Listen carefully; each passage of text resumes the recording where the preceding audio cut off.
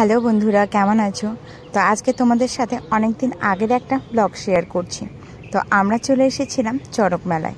আগের বারেও এসেছিলাম, তবে এবারে ভিড়টা যেন অনেকটাই বেশি। রাস্তা থেকে মেলাটা দেখতে অনেকটা এরকম লাগছে, চারিদিকে শুধু লাইট আর লাইট আর মানুষের ভিড়। তো কোনো মতে ঠেলাঠেলি করে মেলার ভিতরে ঢুকে পড়েছি। আর তারপরে দেখো, এখানে আমরা চড়কটা দর্শন করে নিলাম। এখানে একটা পুজো হয়ে গেছে, আর বাকি যে যারা বসি পিঠে লাগাবে তারা আর কি পরে সে করবে অনেকটাই।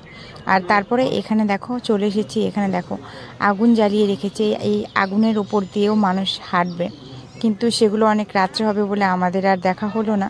আর এখানে বাচ্চাদের খেলার মতো বেশ ছোটোখাটো জিনিস এসেছে। আর দেখো মেলার এই জায়গাটা খুব একটা বেশি বড় না হলেও লোকের ভিড় কিন্তু বেশ অনেকটাই।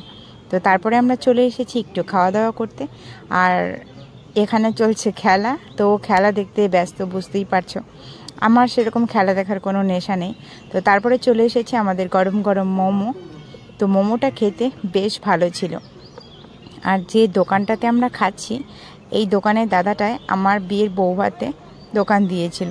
তো একটু পরিচিত আছে, কথা টথা হলো। আমি তো আগে জানতাম না, দাদাটা এসে ওপর দিয়ে কথা বলছিল। তারপরে এখানে কিনে নিয়েছি একটা পুজোর জন্য পাথর বাটি। আর এখানে কানের দুলের দোকানটা দেখে আর নিজেকে সামলাতে পারলাম না, চলে গেছি যে একটা ছোটোখাটো নিয়েই নেই। অনেকগুলোই আছে, তবুও নিতে ইচ্ছে করলো, তাই বললো ঠিক আছে একটা নিয়ে নাও।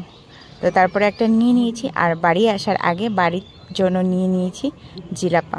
আর তোমরা কে কে জিলাপা খেতে ভালোবাসো? আমার কিন্তু বেশ ভালোই লাগে। তো চলো, আজকে তো আমাদের মেলা ঘোরা হয়ে গেল।